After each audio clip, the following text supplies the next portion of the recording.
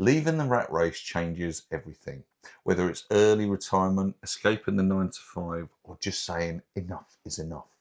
Once you step away, life can look very different, and it's not always what you expect. No. So in this episode, we're going to unpack 5 secrets, for want of a better word, that nobody tells you when you do finally leave that rat race.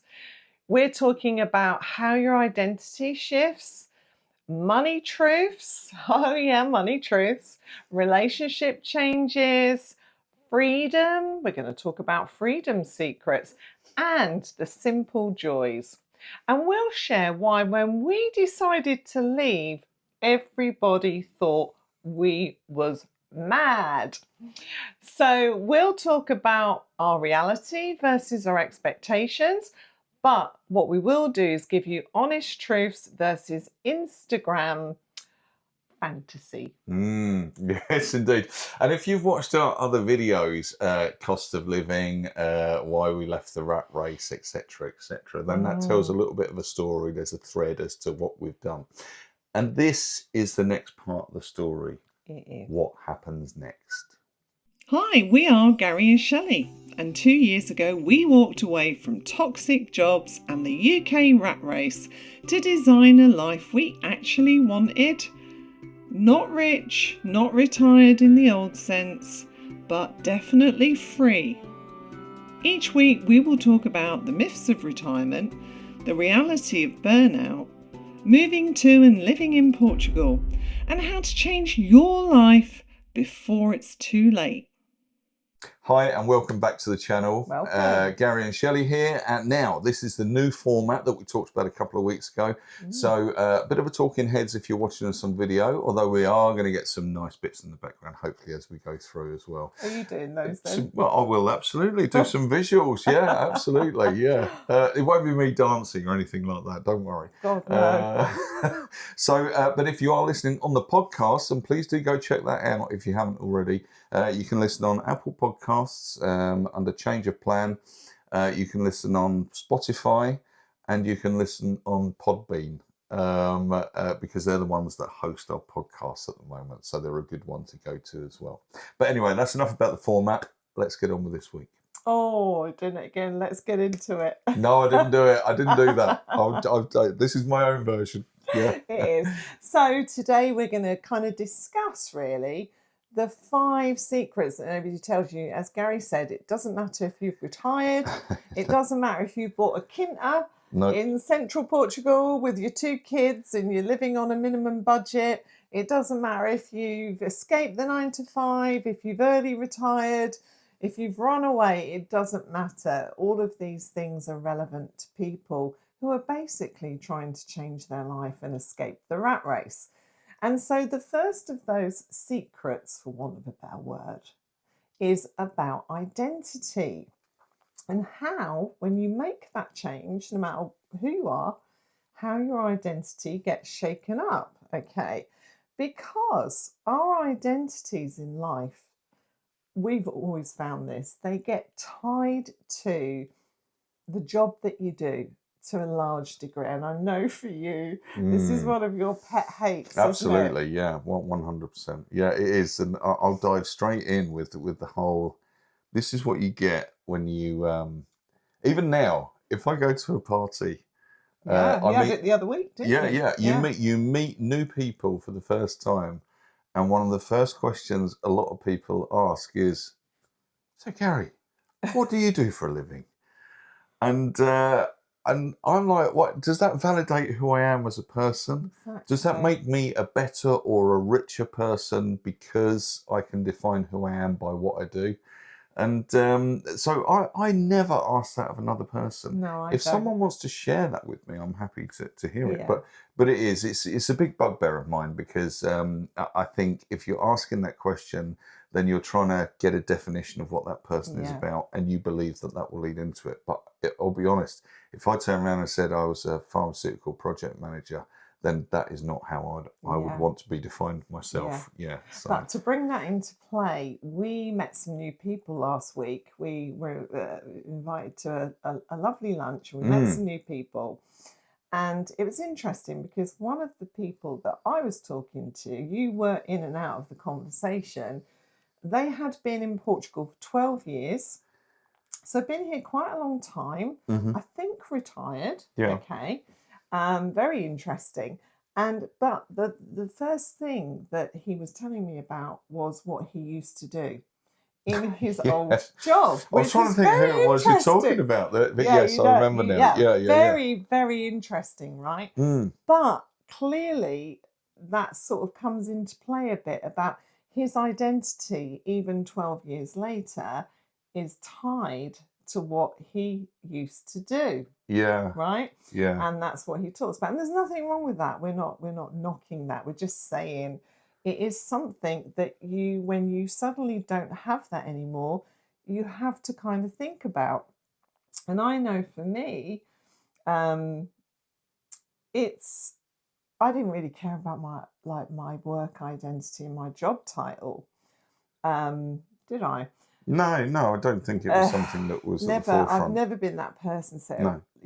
Look at me, I'm Billy Big Potato, because I really just did not see work like that. But I definitely had to go through one of the biggest shocks this is for me when we moved here. I definitely have had to go through a period of adjustment that I wasn't expecting to, because in the last episode we talked about toxic workplaces, about toxic jobs, about how desperate we were to escape all that. But actually, when you do, I wasn't ready for that period of adjustment. No. And that was always wondering what was going on in my old workplace, even dreaming all the time about things that might be going on. Yeah. Nightmares as well in my old workplace, because I really missed my team. Yeah, I think that I worked with.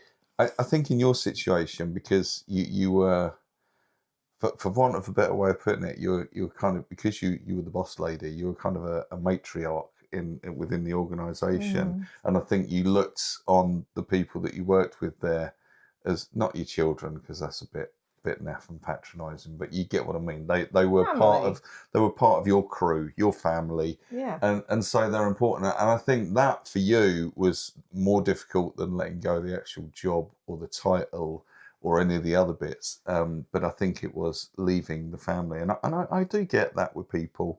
Another great example of that is someone like my dad, for example, who works in the same place for his whole life. Yeah. And when you walk away from that, when he retired and walked away from that, while there are aspects of the job that I think he missed, what it really, really was that kind of community that he had there. And I think that's probably what you had, isn't it? Maybe I missed that role of matriarch. That's a really good descriptor, actually. Maybe I missed that, and suddenly no one needed me. There was no dramas. I needed you. But it's different. Such and such didn't do this to such and such today, or this drama's happened, or this problem to solve. And I think that was a sort of period of time. And I didn't feel my successor was the right person either. And I think I really struggled with that. And I kept saying to Shelley, let it go. There is nothing. You don't work there anymore. You cannot. But I totally get where you were with it, because you felt that probably that successor was having an impact on your crew, your people, your family. My people. Yeah, I wanted to go in and defend them all, but of course you can't do that. No. So that is all linked to identity, and certainly I experienced that. Did you experience any of that? I think no, because my journey is slightly different to yours, because you were in corporate roles for however many years before we changed our lives completely, whereas I dipped in and out of that corporate world. So I'd probably been there a couple of times before, and I think there was a part where, when I was a professional photographer, there was a part there where I really was keen to share that identity with people, because it was an aspirational thing for me to become a photographer, and so I had a lot of pride in turning around and saying that to people. And if someone forced me to tell them what I did now, then that's probably the one that I would pick. But in terms of leaving people and stuff like that behind, I did that several times.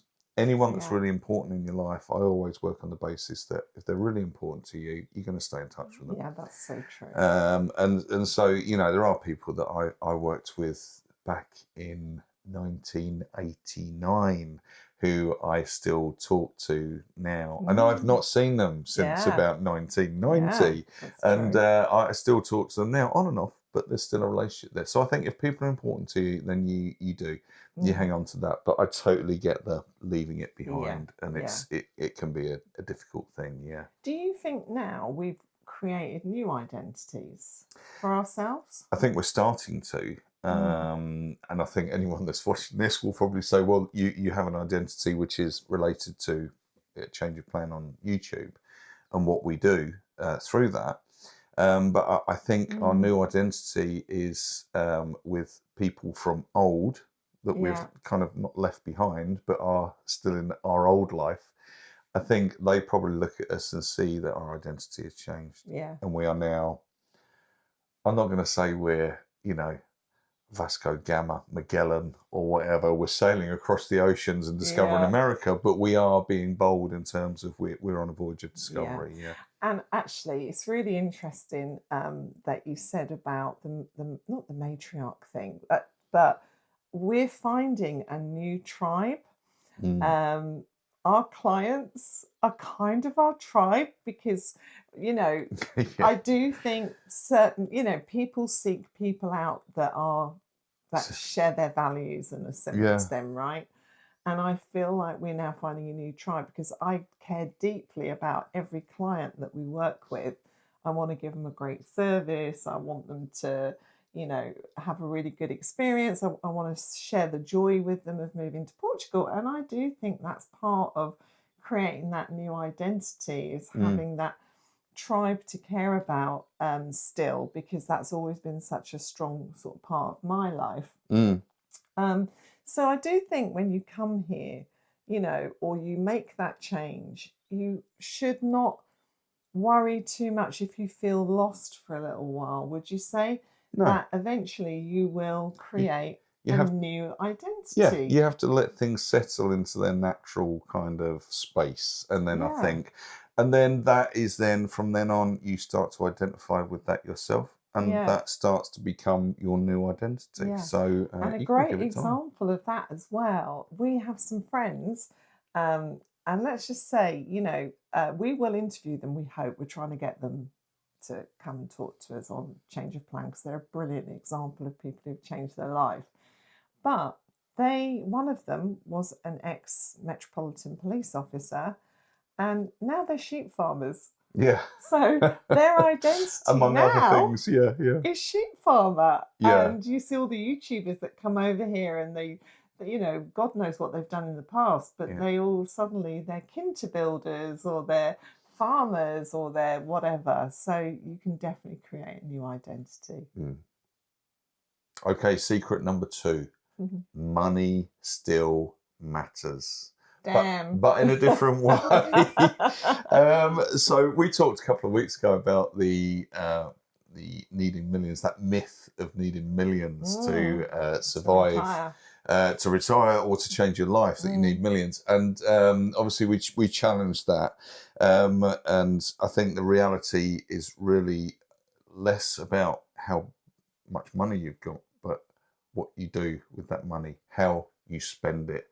And the changes you might make in terms of spending as well.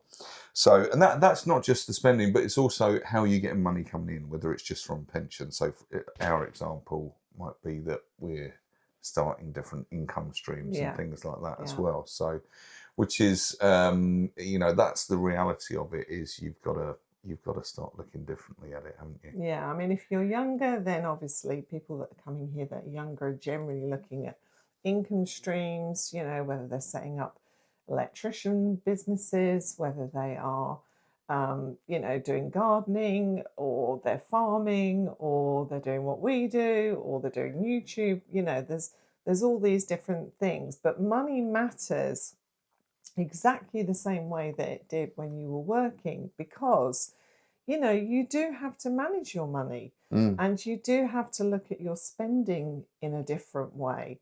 You can't finish one life and then start another, and think that everything's just going to roll the same way. And it was probably my biggest fear of leaving work. It was a fear for such a long time. Yeah. Well, how can I leave work when we're spending all this money every month? And what happens when that check, that deposit doesn't go into the bank every month? Yeah. Yeah. I think you do, but then part of that is the lifestyle you used to live, isn't it? Yeah. And I think the spending comes with it. So it's almost like some of that spending is related to the fact that you need a release from the stressful work you might be doing, and so therefore some of that spending is put into making you happier when you're at home or something like that, whether it's an improvement to the home or whether it's Yeah. new clothes or whatever it is, or going on a holiday, for example. Yeah. So I do think some of that in the old way, that's what it was, and so therefore when you transition to a new way, then in some respects a lot less of that is needed, Yeah. I think. But you've got to estimate how much money you need, You do. right? Yeah. Do you think we have got ours right? Do you think we overestimated how much we needed, or do you think we've underestimated it, or do you think we've got it just about right? I think it's more or less right. We had a good idea on what our monthly average costs were going to be, and then it's just a case of managing the other bits and bobs Yeah. as well. We've had very few extravagant purchases since we came here. Yeah. There are a couple. We've had a couple of financial surprises. A couple of financial surprises, but they were more related to things we were doing than anything else, rather than the house. Called big yellow vans. Big yellow vans costing a lot of money. They were financial surprises. Well, they were, but they were not related to our life in Portugal as such. They were just related to one of the things that we wanted to do, wasn't it? But so you're always going to get surprises. I think it's foolish not to think that you're going to get a surprise or you're going to get an unexpected bill. Yeah. But I do think, we're pretty much what we plan to do. I think we're pretty much there. Yeah. We're not the most frugal. No. But we're, by the same token, we definitely keep a much closer eye on the money than we used to. Yeah. No, I think you do need to plan well. And you do need to have realistic estimates on what you're going to spend here. And we knew we had to change. We knew we had to change our life. We knew that we needed to spend less. We knew that we would have to change our habits. Like whether Gary might have gone and got the latest iPhone. Yeah. It would be our phones need to last us a number of years. We need to save for those things. And maybe before we would have, in a month when you got paid, said, we'll go and get an iPhone this month because we can. Yeah. So we've had to change our habits significantly. So here's a question.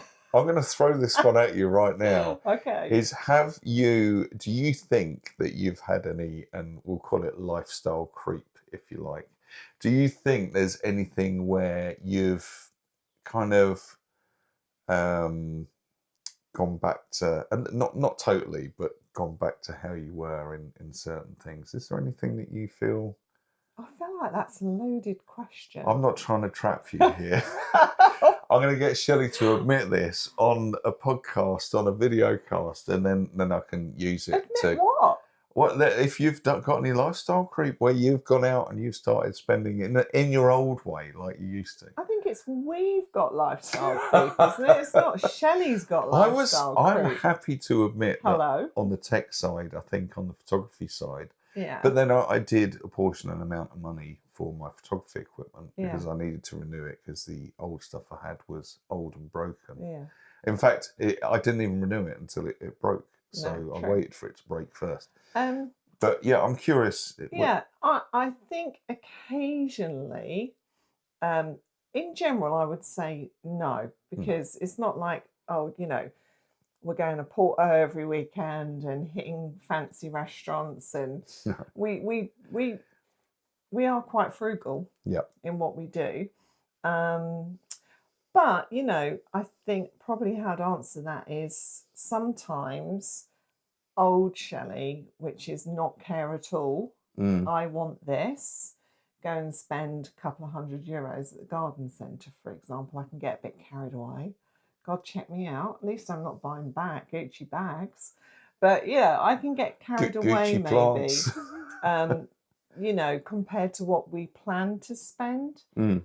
on those things. So I think lifestyle creep kind of only happens if you're in a scenario where you can allow it to creep. So what I mean by that is if we were living in Porto and we were living on a budget, it might be quite hard to stop lifestyle creep. The temptation would be So there. much temptation, Yeah, in lovely abundance. restaurants, Yeah. you know, theatre, festas, all that sort of thing. I think where we are and where we live has allowed us to be stay frugal, for want of a better word. But of course, lifestyle creep comes in, I think, if you're not careful. Yeah, and it's interesting as well on the money side. I think, and again, we've talked about our adaptations that we've made and the differences there. But sometimes I think, you know, where money matters, I think some people who are thinking about changing their life, and we kind of pertain to this, they might use the money aspect as a reason not to change as well. Oh, 100%. You're totally right. In that, well, I can't give up my job and this lifestyle because I've got to pay for the car, I've got to pay for my holiday to the Maldives or whatever it is.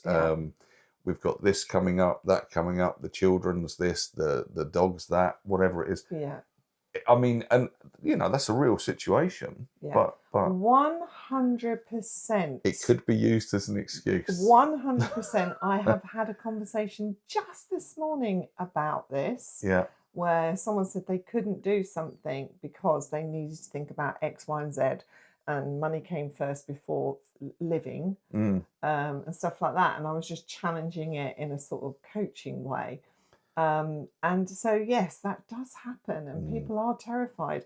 And I'm going to be honest, I was probably one of them exactly the same. The fear of change, fear of having to change your lifestyle, fear of having to actually change your habits is quite scary, right? Yeah. So to summarise, really, at the end of the day, money does still matter. As we said at the very start. I've got that song going around in my head. Money don't matter tonight. Don't know what song that is. But money does still matter, and would be foolish to ignore money. Money is still massively important in whatever you do. But thinking about it in a different way. Yeah. So secret 3 is freedom can suddenly be quite overwhelming. So, you know, let's think about this. You've been in a job for, I don't know, let's say 20 years, right? Or different jobs, 9 to 5, that's your routine. Suddenly you wake up, there's no boss, there's no deadlines, there's no email to answer, and suddenly life feels really dreamy. But that lack of structure can sometimes cause overwhelm. And I'm going to be honest and say, for the first year that Gary and I left work, we were partying. You know, we were having a party, right? You speak for yourself, love. Don't you think? I was working hard. No, we were. We have stopped. We've given up the old life and we have a new one. And now the new one, we can do whatever the bloody hell we like. Yeah. And so parties may be a strong word, but it was very much a case of... But we were a bit lost, don't you think? Maybe for the first year? Yeah, in some respects, definitely. Maybe a lack of structure. Oh, definitely a lack of structure. It was, the freedom is, as you said, it can be overwhelming because you've got no rigidity to your life, and so you've got to make everything up as you go along. Exactly. And so for the first year, we did say to ourselves, look, we've worked all our lives. We're going to take some time out. We're going to enjoy being in Portugal. We're going to do a bit of traveling. which we did, Mm-hmm. and that obviously didn't help us with any form of routine. No. But it can be a little bit overwhelming for people because suddenly you haven't got that structure there. And it's things like for us, waking up in the morning, our morning routines could sometimes mean that our day didn't start till kind of, 10, half 10, because we, lay in bed, we'd have a cup of tea, we'd have a chat, we'd have a look at the news, and that's great for a while, but then it starts to kind of interfere a little bit with daily life. I think if you've got to, like we have had to, You're not getting things we're done. we're not retired. It's not like we've got this endless pot of money, as we've mentioned. We're not retired, so all of our time is not our own. We have to apportion time to working and doing things like that. And I think when you have that, then irrespective of whether your boss is yourself and you don't have to do a commute to get there, etc., you've still got to have that structure there. Now, one interesting thing on that, okay. So, one of the things, would you say that we now do not have enough hours in the day most of the week, that we've constantly got time pressure? Yeah, 100%. And why do you think that is? Because we're enjoying what we're doing and there is so much to actually do. Yeah. And I think not all of it, obviously. I don't really want to clean out the FOSS tank or anything like that. But there's always things you've got to do, whether it's work, home related, dog related, even cooking your dinners, etc. So, but yeah, I would say that I can't remember the last time where I sat down here and just went, oh, what do I do now? I've got absolutely nothing to do.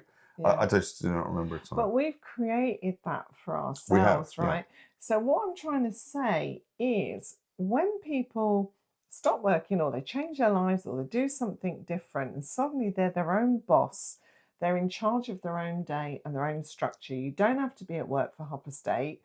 You don't get 1 hour for lunch. You can have 2 hours for lunch if you want.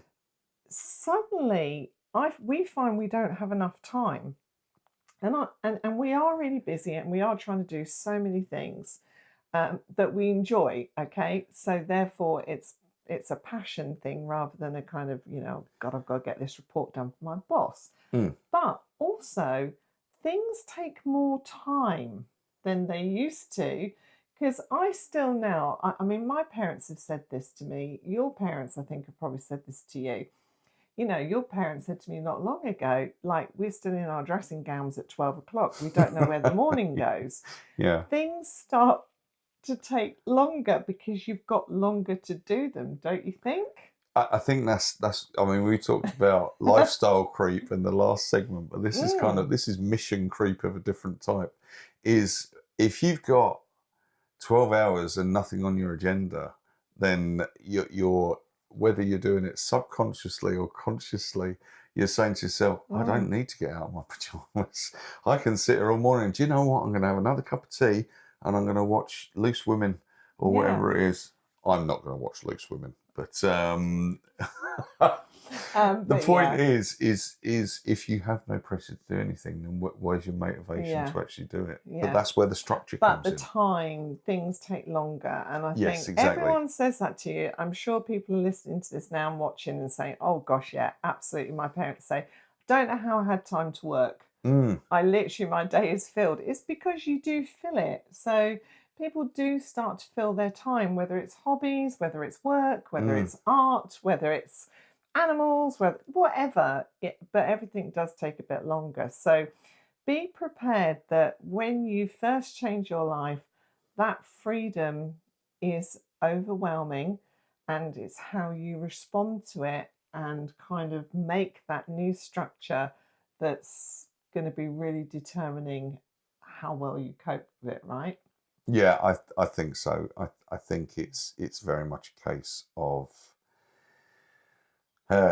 having that initial period, like we said, and for us, we say it was a year for us, but for some people, other people, it might be a month or it might be a couple of years. I don't know, but it's you've got to almost look at yourself a little bit in the mirror and work it out what it is that you want to be doing with your time. So then you start, and you don't have to go from no structure to structure overnight. You Yeah. can start building that structure into your day. And I think once you start doing that, and then you start realizing that you're enjoying all the things you're doing, it doesn't matter how long it takes you to do them. So, yeah. So, question on that. Go on Final then. question. What routines do you think helped us the most as part of that process? One of the things that is an absolute given that we do every single day is we have 2 dogs that need walking. and that Dog. yeah, and so dogs are a catalyst for lots of things, and in our situation they've always been, don't get me wrong, there's been the rare occasion where we've gone, let's have another cup of tea in bed or whatever, but very rare. But they are the driving force behind getting up and getting on with our day. Yeah. And what we tend to find is the routine after that is we walk the dogs, then we have our breakfast, and then the day starts and the work day starts for us. Yeah. But I guess, that's probably one of the biggest things. But I guess there's another element which is sometimes difficult to get your head around when you've been your whole life working from 9 till 5 or whatever it is your day doesn't have to work from 9 till 5. You can do 9 until 12. So you can have 3 hours off, and then you can work from 3 till 7. I struggle with that. Yeah, and I know you do more than I do, but I used to work as a photographer. I used to often not even finish work till 10, 11 o'clock at night. Yeah. And then because it was news, I had to edit and send these photos off immediately because they're wanted for newspapers and things like that. So I very much got used to you work when you have to. Yeah. And so I transitioned to that a lot easier. Yeah. And I definitely haven't, but the dogs do help with the structure. 100%. I'll say that for us, that's probably the biggest thing. They've got a great internal clock as well, haven't they? So if we're late in the morning, one of our dogs is like, come on, let's go, which is really good. So, so it is a thing. And the way you have to deal with that is just kind of try and slowly bring some structure back in, if that's your thing. But some people might not want it. Did you know we run a relocation business called Your Casa Key? If you've ever dreamed of a slower, sunnier life in Portugal, we can help you make it happen. From rentals to full property searches, we can even help you buy a home. We are your local key to a smoother move. Visit yourcasakey.com and let's unlock your new life together. Secret number 4, relationships change. So changing relationships. So what does this mean? So we made a decision to opt out of, as an example, we made a decision to opt out of our old lives, move across Europe to Portugal. And I'm going to be honest with you, some family and some friends just do not get it. Okay? Yeah. They don't understand. It surprised me though. It surprises me. I thought everyone would be like, wow, that's brilliant. And some people weren't. And I was like, huh?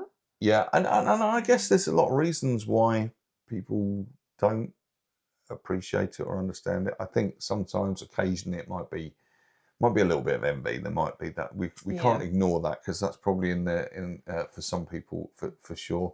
There might be a misunderstanding of what it is that you're actually trying to do, but some people see the distance that you are from them, and they see that as a massive barrier to your relationship with them. When in actual fact, where we are in reality is not actually that much different. If we'd have moved to the Scottish borders, it would have been pretty much the same. God, yeah, it would have been worse actually. Yeah. But question for you: do you think we've lost friendships, some friendships, because of the choice that we've made? Yeah, I'm not sure about lost, because lost that's kind of final, isn't it?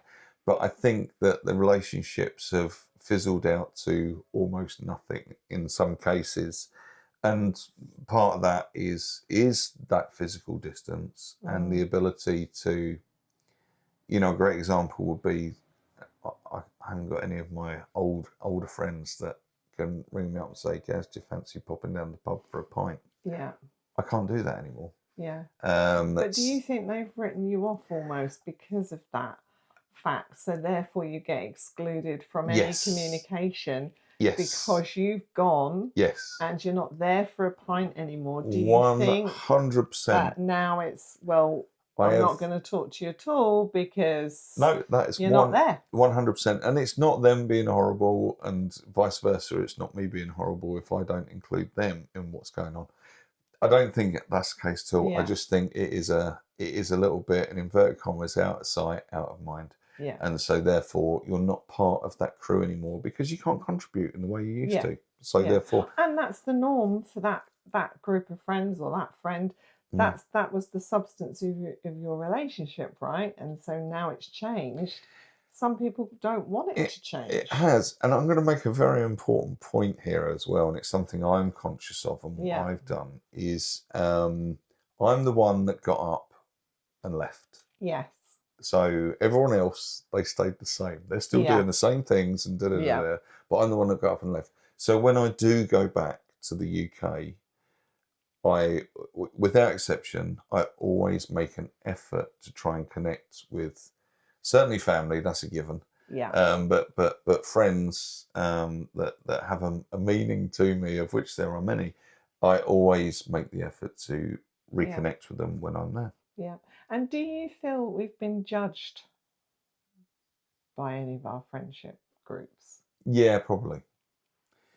I don't think in a really, really bad way, but I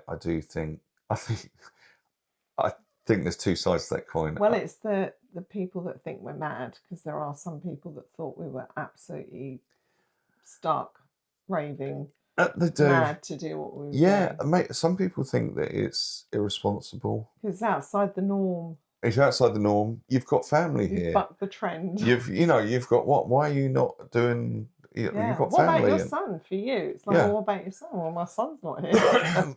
my son's not here. But then, even if I'd have stayed there, he's in Georgia now anyway. So he's doing his own thing. So, and I'm happy for him to do that. Yeah. So, but people ask that. How can you leave your family? How can you leave your child?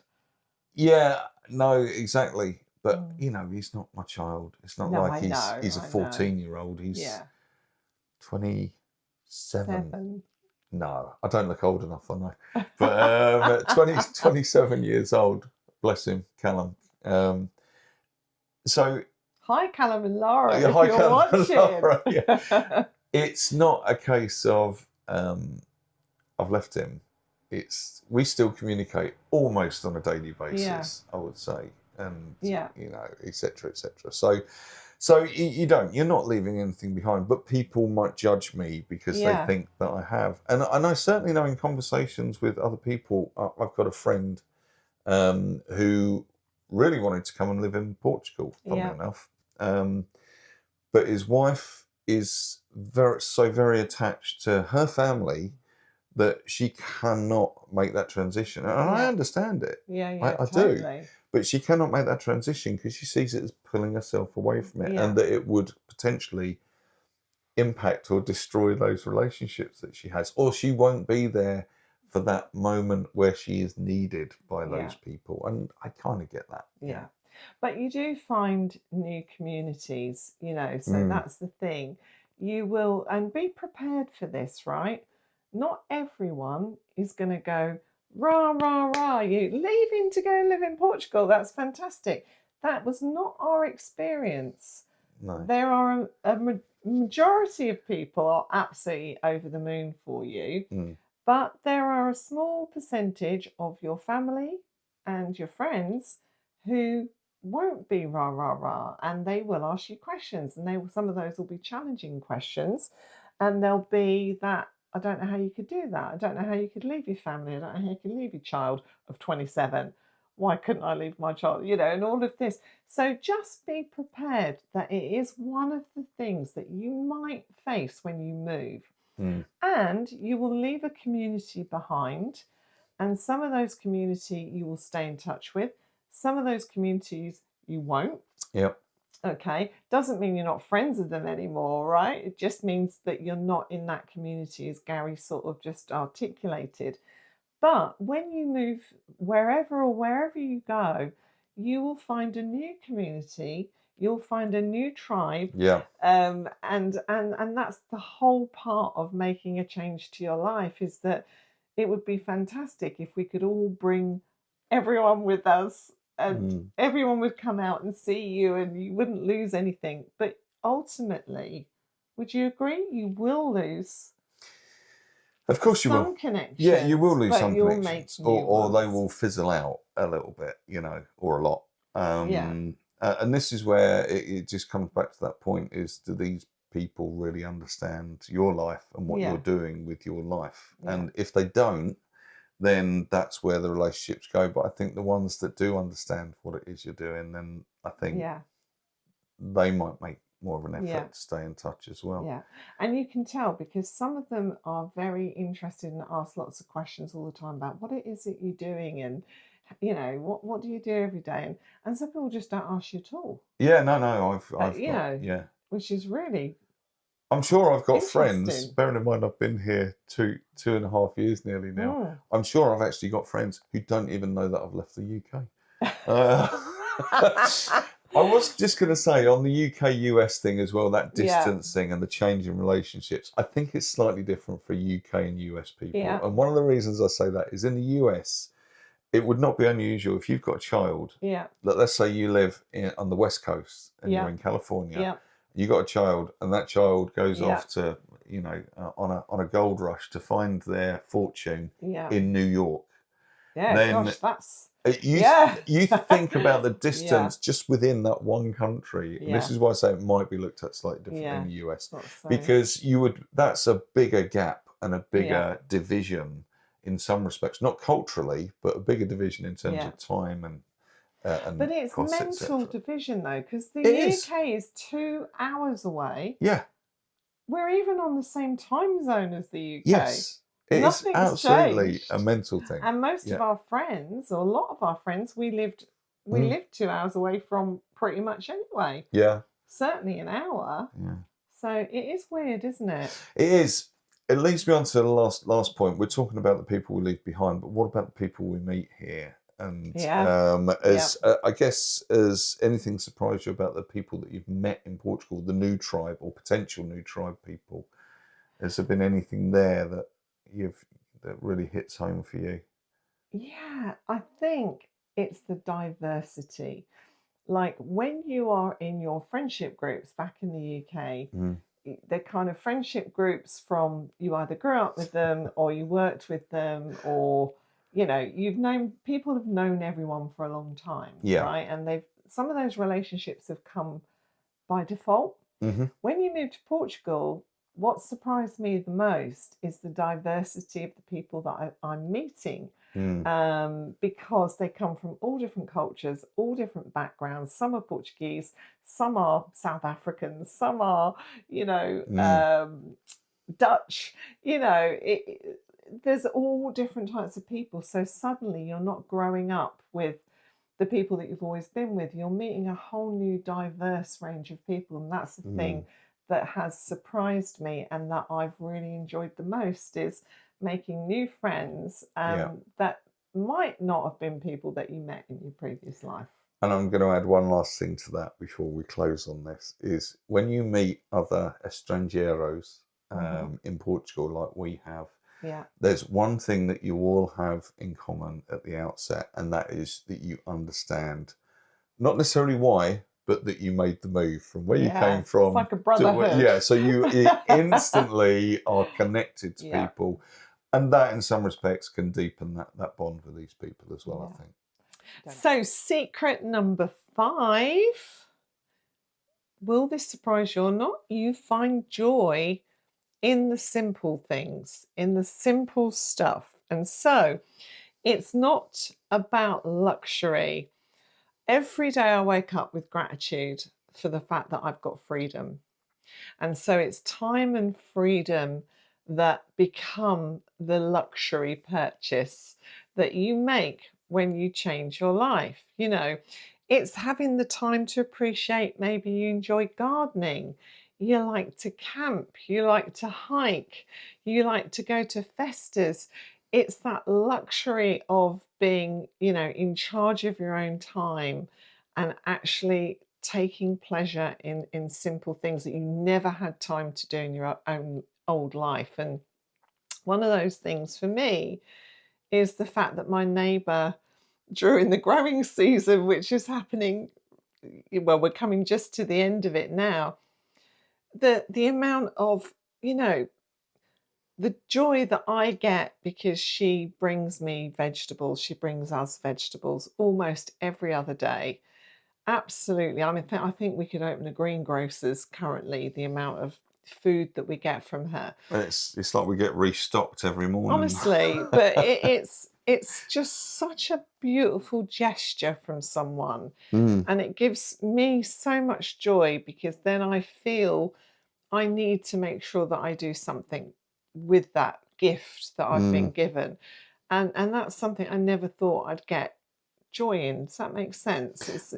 That does. It's joy for her, I think. Yeah, I think to give and grow and give. To share. And obviously it took a little while for them to warm to us as new neighbours as well. And once they understood that we were here to stay and we weren't wasn't just a holiday let, I think that she really warmed to it. I mean, that's lovely. And that's the simple thing. But I'll ask the question a slightly different way to you, Shelley. Is what's something you'd say we enjoy now that we never had time for before? So, oh gosh, morning dog walk. Yeah. Yeah. So dog walking comes into this quite a lot. Well, it does. But for good reason. Because, you know, the things Gary and I discuss on our morning dog walks can be anything from politics to YouTube to, you know, what's some deep subject. I mean, we just cover all sorts of stuff. Now, dog walking for us used to be whoever's turn it was in the morning before work, they would go and do the dog walk. The other person would get ready. And then whoever could do the evening dog walk did the evening dog walk. And the only time we walked together was the weekend. So for me, that simple joy comes from not just actually the dog walk, it's the enjoyment and seeing the forest change that we walk in every day, seeing the seasons change, you know, relishing the sunlight coming through the trees. I mean, I know this probably all sounds a bit vomit worthy. Maybe to some people. Well, you say that. You think about what the title of this section is, which is finding the joy in the simple stuff. Yeah, and that is without a shadow of a doubt. So whether it's whether it's vomit inducing or not, it is literally that. And there are times, and I'm going to be honest, there are times when I've got up in the morning, I'm like, I really can't be bothered to go on the walk. But as soon as I go on that walk, then you go, I'm so glad I came on the walk, because you every day, like you say, it's the simple stuff, and I do get a lot of joy out of that. So, question right back at you then. Well, that would be. What do you get joy in? I think, you know, I'm a motorcyclist, and what I love is, and it's kind of funny because even while we've been doing this, in the breaks in between, I've been thinking about, right, if we get this wrapped up at a certain time and get it uploaded to the computer, I can head out for an hour or so on the bike later. So I think, and whilst you might say that's not simple, for me it is. I've got a very simple bike. I just like to go out. I don't have an agenda. I don't have a location. I just head out and I ride and I see what happens. And it is such a simple thing. Motorcyclists out there will understand it for sure. But for everyone, it's just, I would never have been able to do that when I was working before. It was always very intentional. If you're going to go out on your bike, it's got to be in the evening or it's got to be on a Sunday or whatever. But now, every day, I think, could I squeeze in a little half hour here and a little half hour there? Because it really helps me breathe. And so the joy in the simple things, that's definitely one. And you will find that joy wherever you are. I mean, another joy for us is living the Portuguese lifestyle, because the Portuguese, you know, I think we've talked about this in some of our videos before, they take pride in their family, their faith and food. And there's simple joys that if you look at a Portuguese lifestyle, it is not flash, it is not, you know, Very simple and it's understated. very Generally, simple and understated. And they value connection. connection. They Yeah. value food. They value sharing. Yeah. And those are, for me, have been the things that I have now learnt to take joy in that I didn't in our old life. Everything was rushed. And do you think, I mean, that leads on, do you think people who haven't made the transition, haven't changed their life, do you think they underestimate that kind of ordinary happiness, that those little joys? Do you think they underestimate them? Because there's a lot of people out there, and when you're caught up in your rat race life, then everything's got to have the big bang effect. You know, everything's got to be wow or amazing. It's I went and did this and I went and did that. When actually, do you think that kind of normal happiness is underestimated by people who haven't made that transition? I think it's overlooked. What I mean by that is I think a lot of people, let's look at, statistics here. A lot of people come to Portugal and leave. Yeah, true, right? true. Yeah. Or they change their life and they leave, or they go to France and they leave, or they go wherever it is they go, they go and they leave. And you could say, are those people trying to replicate their old life somewhere new, whether they're retired, whether they're whatever? Yeah, it's a really and good they point. come here and they're trying to replicate that life, and it isn't, and they don't see the pleasure and the joy in the simple things, because they're looking for the big wow things, the big wow that they things, used to have. and therefore you'll never find joy because of that. Yeah, or very little joy. Or very little joy. Yeah, yeah. So I do think that is something to watch for, unless you come looking to appreciate the simple things and the simple joys when you make a change to your life. Then you might struggle, and it is an adjustment period, because whatever you've done before, you've been in the rat race, you've been on that treadmill, you've been like go go go, and you've wanted to escape it, and now suddenly you have escaped it. So my sort of advice, I guess, if we were giving advice on this video, would be you do need to take some time to kind of breathe and accept what's around you. And some of that will be good and some of it won't be so good. But you do need to start looking for joy in things, because if you're looking for what you always had, you're probably going to be disappointed. Yeah. If you start looking for the joy in what's new.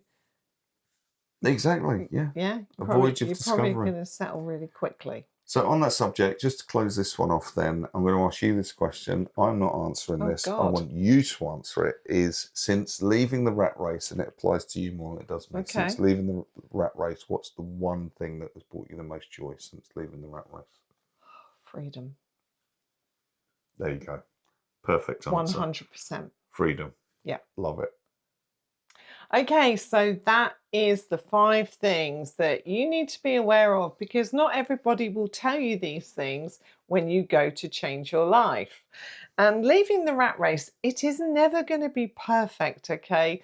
Never have an expectation that everything's going to be wonderful, but it will be worth it. And that's the key thing. It's not running away from work. It's choosing how you want to live, what you want to move towards, and creating that. And that takes a bit of time, right? Yeah, absolutely. And I'm going to add something to this, which I don't think we say enough, but if we can do it, us two, with the money and everything that we had and where we were, and if we can do it, then so can you. Yes, we've talked about the adjustments you might need to make, etc. But as I say, I want to put that in inverted commas. And many other people that we've met. Yes, indeed. So many other people that have made the bold decision. And that's probably the biggest thing.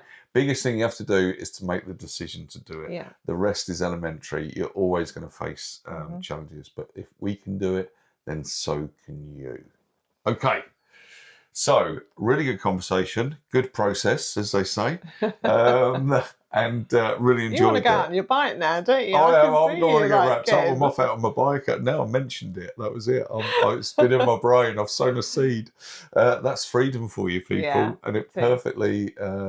It probably epitomises this probably in the right way, doesn't it? It's the fact that I can do that. But anyway, that is going to be pretty much it for this week. We would really love you to, as normal, like, subscribe, Hype. Latest thing. hype What's us that on about? YouTube. Everyone's saying hype. Yeah, everyone I'm wants like, what hype. is that? I mean, if you can hype Please us, that'd be hype. great. Obviously, Whatever that is. Yeah, please hype us. And please do leave comments. We would love to know, I guess, we've raised some points today.